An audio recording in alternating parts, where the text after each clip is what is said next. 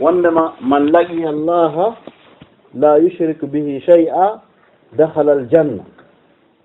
mo fotti e Allah hara o sirtana Allah hay hunde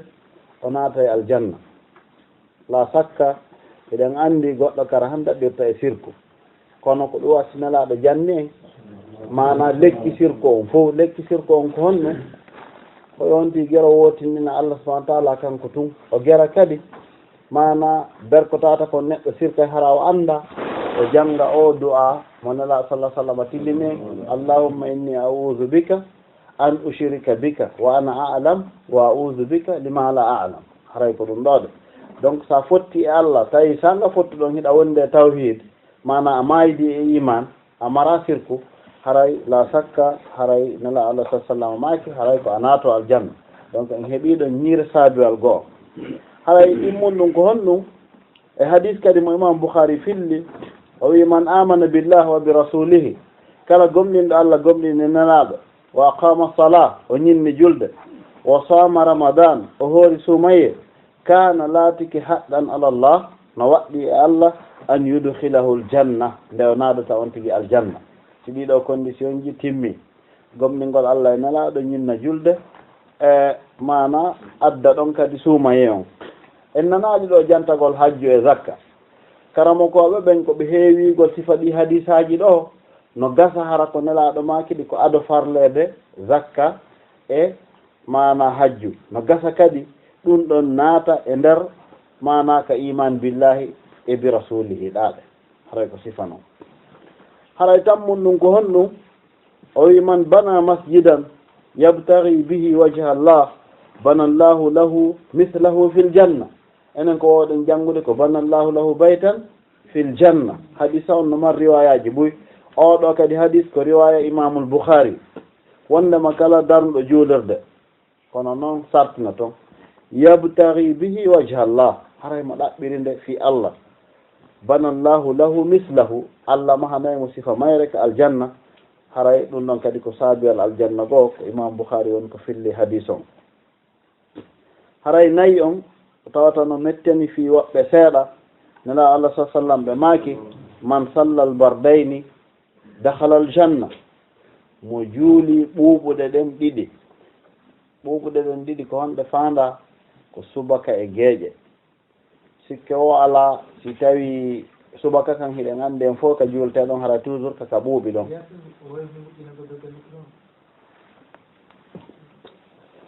sikke o ala haray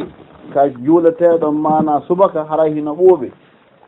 amma geeƴe kadi ko ɓuri heewde kon haray fewndo ka geeƴe on gasde juulede ɗon tawa fewndo ɗon kadi haray hino ɓuuɓi donc haray ko ɗum wattinanaɗo Allah sallallahu alaihi wasallam ɓe maaki wondema man sallal bardayni dakhala aljanna kala juulɗo julɗe ɓuuɓuɗe ɗen ɗiɗi o naata e aljanna donc haray woni piiji nayyi haray piiwum jowa ɓunkum nela Allah sallallahu alaihi wasallam ɓe maaki man gada ila almasjid wa raha a'adda Allahu lahu man gada ila almasjid wa raha a'adda Allahu lahu nuzulahu min aljanna kullama gada aw raha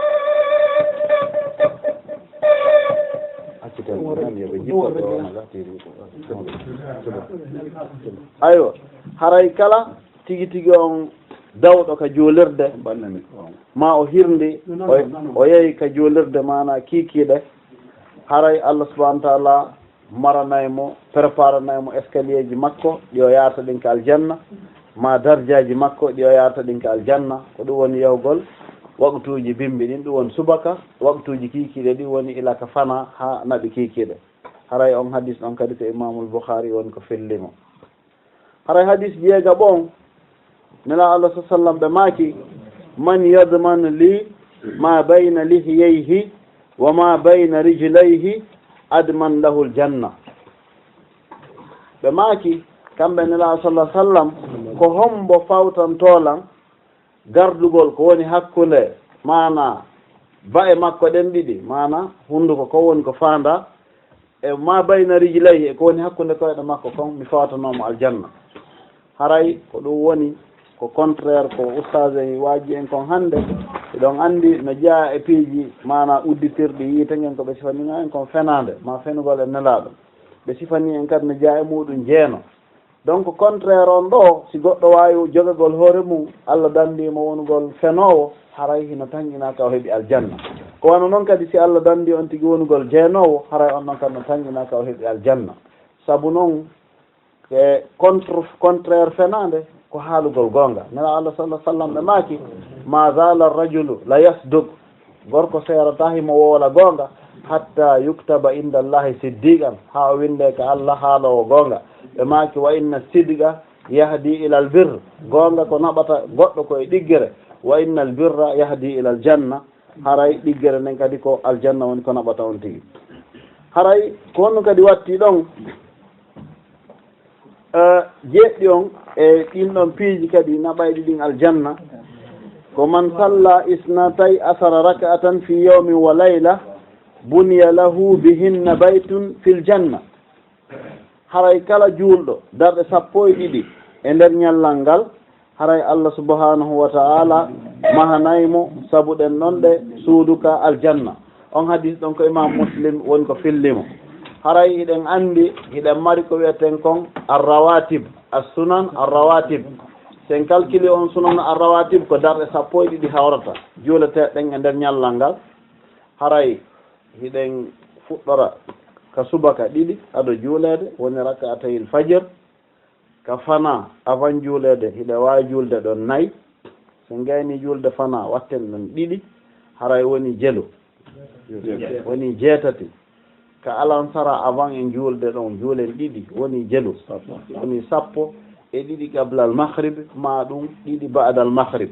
ala kulli hal ko sunanu rawatib no ari khilaf no ɗe juulirte noon donc e riwayaji go ɓe wi hay jeetati no juule ka fana kono noon fil haqiqa si on tigui ɗo gueri heeɓiɗo 12 nana Allah sallah sallam haray no weltiniri on tigui inchallah suuduka aljanna haray jeetati on ko honɗum man salaka tariqan yaltamisu fihi ilman sahhala Allahu lahu bihi tariqan ila aljanna rawahu muslim haray kala kadi ƴettuɗo laawol ɗaɓɓere gandal hara ko fi Allah subhanahu wa ta'ala fewnanaymo ngolɗon laawol naɓamo ko aljanna ɗaɓɓirgol noon gandal fi Allah no metti fi wonno mettiri fi nde goɗɗo no naade e jande hara ko o paykum on ɗon paykum anni e fawakimo on anda on ko duwaɓe ko obligé teɗo e yahu jangga alifu mbawum ma ko obligé teɗo siko l'école français o yaata so yaali o focce on ɗon anni e fawakimo si naɓi ha tawi o fuɗɗike hunjagol qur'an tawi joni ko saabu concours no wadde Dubai o wonde hunjoroyde haray on ɗon kadi ko saabu concours on Dubai woni hunjoroyde fiyo heɓoye dollar ɓaɗen andi sa hunjike qur'an a darto e Dubai sa jeeyama dalle premier a heɓa e $100,000 sa yeehi a participe tun a heɓa a gagnaki fest a heɓa e $15,000 ɗo woni condition on qur'an on ton donc joni noon naaɗiɗo fof Allah ɗaɓɓiri ya hunjo sifa ko nela Allah sa sallam maaki ɗo ko tawata hara ko lillah wona jangirede donc ko ɗum waɗi haray no hani fota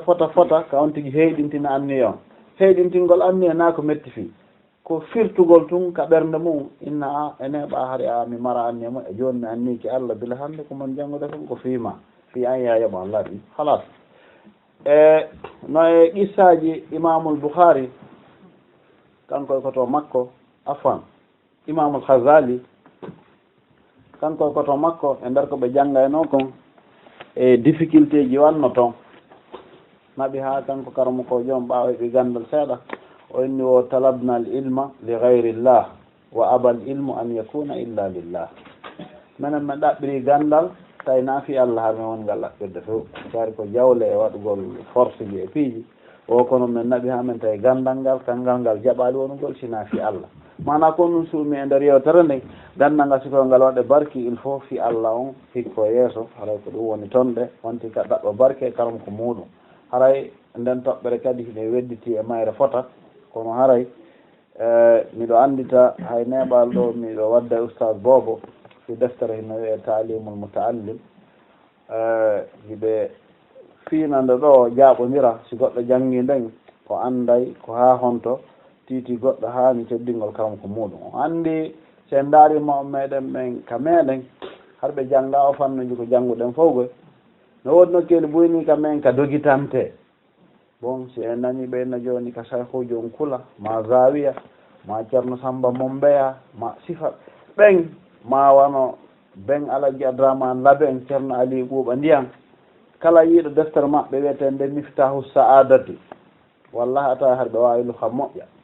ɓe wawi nahaw e sarfu moƴƴa kono le hari on say ɗin fannuji janguirtaki wano joni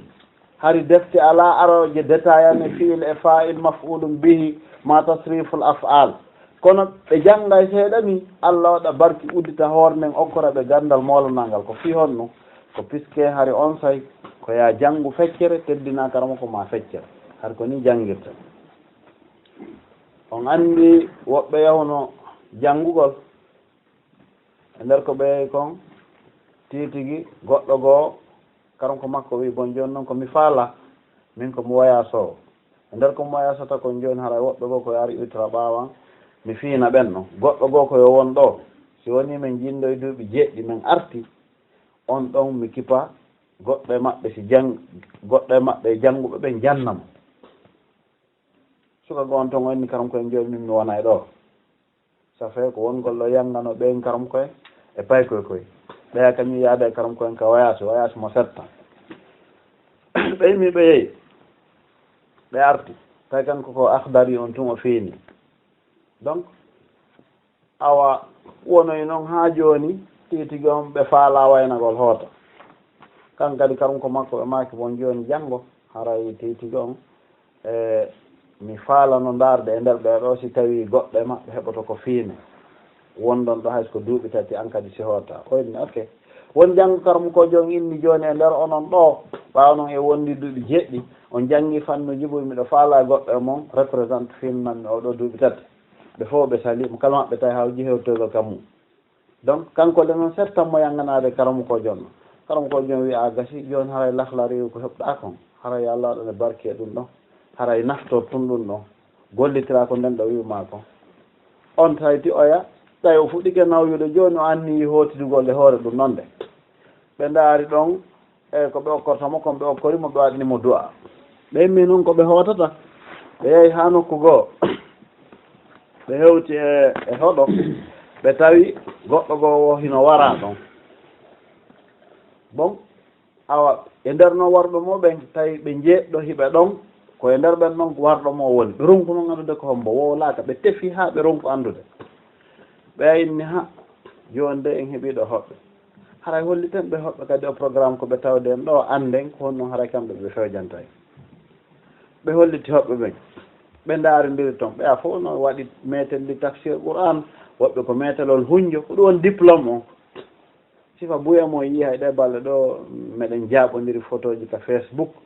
ko sukaaɓe men heeɓi doctorat Madinatu Munawwara sikki buya mum hara yii ɗum noon de donc ɓeeɗo kadi ko metelli ɗin noon haɗa on sawi windugol e kaydi sahada ala kono ɓe waɗi mari metelli tafsir e metelli hunjo oya kañum mara metel bon ɓay hewtiɓe jonnitama haala kan on tuma suka goo wi joni haray jonniten mo lahlari o jonnitem on hino ɗo ɓe metelli tafsir no ɗo ɓe hunjano ɗo ko non o wawi wolde to yeeso on hay hunde o ɗaɓɓiraka e sallimmago ɓenni ok ɓe jonniti ɓeya mo kalama ɓe yewti ayje qur'an yewti hadis yewti kono o yewtali sawaba on o yewtali hikma on on tuma mo lahlari on wiyo ene on acce mo lahlari on kadi wowla ɓe yeddotir ton ha ɓeya tawi ɗon joni na hoɓɓe ɓen desidata ko tawaɓe ɓen ɓe inni awa joni haray kan kadi mo wawi wolde oyni awa haray joni min ɗo e nder komi janggoy kon ton ɓe finanno ka lahlari o inin tabasat husila sawbu kulluhu si jilɓi yo coñci ɗin fof looda joni haray waranɓe fof ara e waro riwarɗoyam on to manti tumɓe fof ɓe ni ko waɗa wari o yi koni sa Allah waɗi barke gandal makko ngal har noon hiɓe waɗi kolce 14 fi andinɗo ɓe warɗoya o nayi ɗin daara on sa cheikh lahlari wonti yeeso ɓeyaɓe e metelli ɗi wonti joni jokkade o yi donc ko sifa noon haray tigi on ɗaɓɓugol gandal ngal wallahi la sakka sa jangguiɗo bisimillahi rahmani rahim goto tawi mo waɗa barki no ɓuri ko hunjotoɗa ɗo ma qama en hunjoɗa ɓura hunjoɗa piiji ɗin fof si ala barki ko niil hayɗo jogiigo gandal molanangal ɗahaylo kono hara amara mirin amara jah amara hay hunde bal ama bun ba ura o jannguno ha tawi kaka lawhel ma fuu o faljitoto tawi wawɗo mo fajjitugol ko leragal ɗo ala Allah pertowawi mo fajjitugol jomirawo tigi wi on ɗon ko minen okkimo diplôme karmokoɓe ɓuy ɓenno ko ɗon diplôme iwri jomirawo ɓa jannimo wi kallazi ataynahu min ayatina min okkimo ayewal amen fansalaha minha min ɓoorimo ngal kadi fes donc haray on ɗon ɓe wi so faljino naɓuno ha tawi ko tiggito ka lawhel ma fuu o faljitoto ka programme mbinoma ko wiyete gandal kon ko ɗo windi donc haray kanko ko ton o faljitoto no tigi tigi on tawi kono ɓa Allah waɗi tawi gandal ngal haray barki hari alano e nder maggal tigi tigi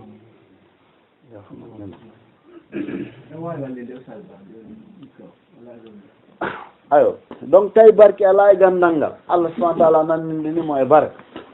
fii ko janggi kon fof te so e nder ko janggi kon fof Allah jarribinomo o hoolori gandal ngal o huuɗi annam Moussa alayhi salam kudde ndi nangi donc kono Allah subahana taala mehimo mehi gandal makko ngal haray ina fi gandal wonde yewde ɗo kono haray ko fihonde wat simi selli ɗon mbuyi puisque ko en taalibaɓe on ɓe janngude tu wonde wo ɓuri wonde nder ga haray ko ɗum noon de tigi tigi on acci hakke haray jeena ɓon e jogiiɓe saabije mana jonneteɓe saabije aljanna ɗen nana Allah sallah sallam ɓe maaki man qaala kala wulɗo misla ma yaqulul muazzin sifa ko noddinowo wowli ko dakhala aljanna on tigi mana yewta sifa ko noddinowo woni yewde kon so wi allahu akbar wi allahu akbar sifa noon noon bon nokkugoɓe wi ɗo min qalbihi haraka ɓernde makko hako on tigi sowndito donc no e riwayaji goo wondema haray ko on tigi wowlu nano on tigi si noddinowo gayni o inna allahumma rabba hadi dawati tamma haka duwa on lanni ɗon ɓe inni o haray o udditante dambuɗe aljanna ɗon o natira kala ka o faala on hadis ɗon ko Abu Dawud on ko fillimo sappo on nela Allah sallah sallam ɓe maaki ma min ahadin yatawadda hay goto salligotako fa yuhsinul wudu o moƴƴina salligi wa yusalli rak'atayn o juula darɗe ɗiɗi yaqbilu bi qalbihi o fewtira yeeso makko ɓernde makko nden wa wajhihi e yeeso makko ngon alayhima e ɗen darɗe ɗon ɗiɗi o fewtira Allah illa wajabat lahu aljanna sina waɗɗanike mo aljanna on hadis ɗon kadi ko Abu Dawud on ko fillimo hadis sappo e goo on nela Allah sa sallam ɓe maaki man qaala kala wiiɗo raditu billahi rabban wa bil islami dinan wa bi muhammadin sallah sallam nabiyan wa rasula wajabat lahu aljanna on hadis ɗon kadi ko Abu Dawud fillimo kala wiiɗo mi suɓike Allah mi yarlori Allah yo wona noon jeyɗo lam mi suɓike islam diina an kan mi suɓike nelaɗo sallah sallam nelaɗan on haray waɗɗanike mo natugol aljanna sappo e ɗiɗi on ko honno man kana akhiru kalamihi la ilaha illa allah dakhala aljanna kala on mo tawi sakkitode konngol makko ngol ko la ilaha illallah o naata e aljanna on hadis ɗon kadi ko Abu Dawud on ko fillimo sappo e tati on kala wiwɗo subhanallahi alazim wa bihamdihi sa woodi ɗum ɗo nde wotere ɓe wi hurisat lahu nakhlatun fil janna o awante tamaro hikki sanka aljanna sen nani fi awanegol tamaro hikka aljanna la sakka en andi tawi fi ittunoɗo zarde mum on fof fi soodugol tamarohi wooti ka aljanna e goto e sahabaɓe nelaɗo sallllahu alayhi wa sallam o wi kadi sappo e nayyi man mata wa huwa bari'un min salatin kala mayɗo tawi hara Allah no dandimo piiji tati alkibru mawnintinare wal hululu e ƴaggere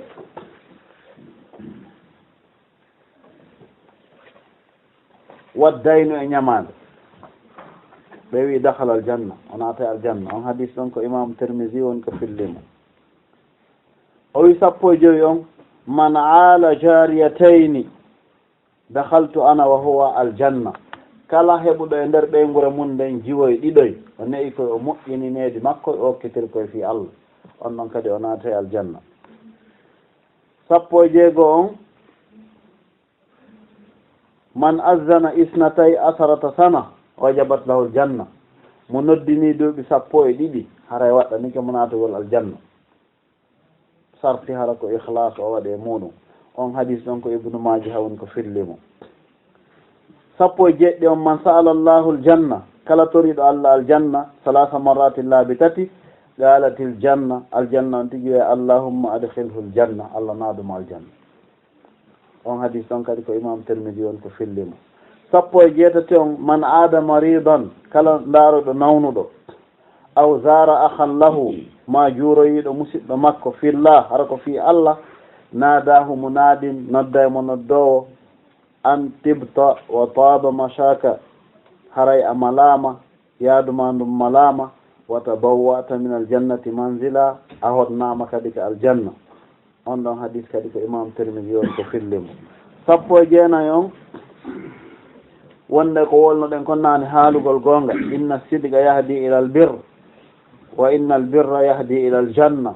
gongugol naɓay goɗɗo e ɗiggere naɓay goɗɗo ha hewtanamo ko aljanna on hadis ɗon kadi ko imam Bukhari fillimo nogay on takaffala Allahu liman jahada fi sabilihi Allah fawtanike kala waɗɗo jihadi fi makko la yukhrijuhu illa aljihad ara hay hunde yaltinamo si wona jihad fi Allah on noon kadi Allah subhanahu wa ta'ala fawtanike mo mana heɓugol aljanna on hadis kadi ko imam Bukhari fillimo noga e goo on nela Allah sallam ɗo maki ayyuhan nas kono e yimɓe aftu salam ko ɗum woni saake salminago wa atimu ta'am okkitire ñamete wa sallu wannasu niyam juule hara yimɓe ɓen no ɗaani tadkhulul jannata bi salam naaton aljanna e hoore kisa on hadis ɗon kadi ko imam Tirmidhi on ko fillimo sappo e ɗiɗi on al umratu ila al umra waɗugol umra Allah newnono waɗoya kadi umra nde hitande kaffaratu lima baynahuma ɗum wona e sabu ko hakko woni hakkude umraji ɗin koye yaafeɗa wal hajjul mabrur laysa lahu jazaa'un illa al janna hajju si tawi o jaɓama tun jodde makko ko aljanna imam Bukhari kadi fillike on hadis ɗon ɗe noga e tati on inna lillahi tis'an wa tis'ina isma Allah no mari inɗe 99 ha temedere ko wotere manki man ahsaha dakhala aljanna kala hunjiɗo ɗe o naata aljanna fillike ɗum ɗon de imamul Bukhari haray nogay enayi e sakkitorun ɗum nela Allah sallallahu alaihi wasallam ɗo maaki lagad ra'aytu rajulan mi yi gorko yataqallabu fil janna himo jindira ka aljanna sabu honɗum fi shajaratin qata'aha min zahari tariq kanat tu'zi an-nas sabu leggal har hino ka tumbo laawol hingal lorrayno yimɓe ɓen o wari o taƴaningal yimɓe ɓen o ittingal ɗon ɗe rewɗo ɗo woodu amamo ɓenna ko hombo waɗa ɗo barki waɗi ɗum ɗoɗe sabu ɗum noon de Allah subhanahu wa ta'ala okkirimo aljanna donc haray ɗi piijinoga e nayyi ɗo kadi ko piiji wona e sabu neɗɗo yaha aljanna haray ɗiɗo fof hiɗen ittiɗi e makuji nelaɗo sallllahu alayhi wa sallam haray ko yiɗɗen andintingol toujours ko battane kutuba mo ɓe waɗani en on fi piiji 59 naɓay ɗiɗi yiite en daari ɗo en taway ko ɓurɗi ɗin ɗo ko contraire ɗiya on mana ko bone wiyaɗo sa waɗimo a yaha yiite wo si Allah newnanima a acci on ɗon bone a yaha e aljanna ko ɗum woni ko yewta ɗoɗe donc haray tigi tigi on koyen ɓeydu wattango yila fota piiji naɓayɗi ɗin aljanna hiɗi heewi kono noon piiji naɓayɗi yiite ɗin hino ɓuuri heewde so en daari hadisaji kane Allah sallallahu alaihi wasallam maaki toon piiji naɓayɗi ɗi yiite tigi tigi on hiɗi ɗuuɗi ha feƴƴiti donc haray ko fi on waddi yomi ƴettu ɗi hadisaji ɗo mi yettoon ɗoɗe ko waɗi kon taw ɗi hadisaji ɗo son daariɗi on tawa ɗi fof ko sifiɗi ko imam Bukhari e imam Muslim e Abu Dawuda e Ibnu Majah e at-Tirmidhi lakin no woodi e karamokoɓe ɓen ni kono Cheikhna al-Albani rahimahullah ɓurɗi heewde ɗo himo wi hiɗi loyi kanko o revisitike ɗi o ndaari tigi tigi on e sanaduji majji on o jangi worɓe majji on fii ko imam Bukhari filliɗe ma fii ko Abu Dawuda ma sifano ɓen noon de o yiitollo e reeji istamio ko ɓuri noon hulɓinade kon fof hadise fop wi nelaɗo sallah sallam fuɗɗa wiyeede o maaki manitengol kolngol fota wi fuɗɗa wiyeede nelaɗo maaki goɗɗum hadise fop ko ɓuri sellude ko ɓura fottanede oɗo ko 100% sir nelaɗo maakimo comme mo andi ko addi sombo la si ɗon addanede exemple ka mustalahul hadis mo ɓe addata exemple fi sellude ɗin mana surutu sarti nam ɓe inni waya pillike Abdoullah bin Oumar o ƴet imam Malik pillike ko ƴetti Abdoullah bin Oumar non ko konngol matnu on ko ɓuri sellude hadis fou tawata on ɗon hino fellita 100% himo mooɓi kala dendangal mana sifaji sellugol ngol fof takanilaɗo maki ɗon man kasaba alayya mutaammidan falyatabawwa maqatahu minan nar kanilaɗo maki ɗon kala fenɗo e hoore maɓɓe ma wiɗo ɓe wowli tawi ɓe wowlaɗi yo ando préparé place makko on kande riiɗo hadis fof ko o ɓuri sellude subhanallah ina dey fi wonde ko fi himo wonde kamba fenugol e hoore nelaɗo woniri himo selli la ko par ce que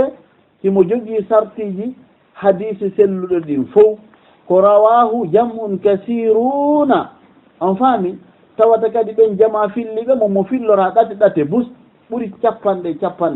sahaba fof no fotti way min nani nelaɗo no mata ɗum kala wolɗo e hoore an tawi ko fenade yo ando naata yiide donc kono falɗe wiigol hadisaji ɗi ɓe addani en ɗi manaka hutuba ko ɓuri hewde kon piiji wiyaɗi on naata yiite ɗin fof sen peesi hadisaji ɗin noon 80% ko fottanaɗi no selli 100% no fottana mo waɗi ɗum noon go o naata yiite ko ɗum woni yewtere nde par contre ko wiyaɗo no ɓay aljanna kon on faami ko 40% tawata toon ɗum ɗo ko 100% hino selli no fottana nelaɗo makiɓe mana sen faami yewtere nde on faami mana so yehi e babu fadailul amal e dambugal ɓura piiji ɗin en taway piiji wiyeteɗi ɗin mo waɗi ɗum ɗo heɓayde million e de million kuɓeje ko aljanna ma heɓay ɗuma ko ɓuri hewde kon hadisaji ɗin hiɗi gasa argol tawa hiɗi loyi amma ko wiya kon sa memi ɗum ɗo to yarde fiɗate a tawa titi ko noon woniri memuɗo o yarde fiɗaymo ko ɗum ɗon tina tawite haray sama kala ala ton donc haray gon ɗum falɗen famugol ɗon ko wallahi neɗɗon ko reeni o reeni e natugol yiite wallahi haray o fanɗi yon tigui gueru fallirtengal ngal fof kala ko wiya ɗum ɗo naɓay yiite yo neɗɗo guerreno e muɗum mana hay sa guersa awa gollugol ko wiya kon naɓay aljanna reeni e ko naɓata yiite ko anda si tawi en faminde yettere ɗo reenagol e ko naɓata yiite ngen kon hino moƴƴi laabi 10 ɓuri jokkugol ko wiya naɓay aljanna kon to hada huwa al kalam puisque saydna Oumar mako ñande go uriɗo an a muuta la alayya wa laali ɓe maki miɗo faala nde miɗo maaya hay si tawi hara mi ala baraji hay kuntum kono kadi hara mara bakkati sagam miyiɗa Allah ara ko minede anno hara no wori ka négocié ka si a hewtiɗo e duwañi ɓe nangude jogiiɓe piiji ɓe wi bon o groupe ɗa fop ɓen noon fof ko nangueteɓe ko mana sifa ko ɓe woni wadde kon nini contrôle ka avion je ɗo fiyo e bola kala yurngal lagine onon ko safto ko ɗa wona toon on faami donc are goto kala température mum o ndarte Guinée o ndaare France ɗo joni noon foti si hewtama ɗon ene tigi on hayso ko paali nangguma to taw température ma on no ƴawi en faami yo taw ko a neesa ko ɗum noon ɓuri tigi on moƴƴandema donc awa haray fil haqiqa ko en faamu moƴƴa yewtere nden ɗo ko woni ko honɗo nde faala en findingol ko en watta yila piiji wiya ɗi naɓa yiite fof actariyan hara yiɗi selli sabitatun inda rasulillah wa annahu sallah sallam qad qalaha wa annahu la yashukku ahadun في أن الرسول صلى الله عليه وسلم قد أخبرها بأسانيد صحيحة وأما ما ورد في فضائل الأعمال وما يشبه ذلك أكثرها ربما لا نقول كلها ضعيف ولكن ربما يكون لها ضعف يؤدي إلى 40%. هاي كل ننفع إن شاء الله يودله. السلام عليكم ورحمة الله وبركاته.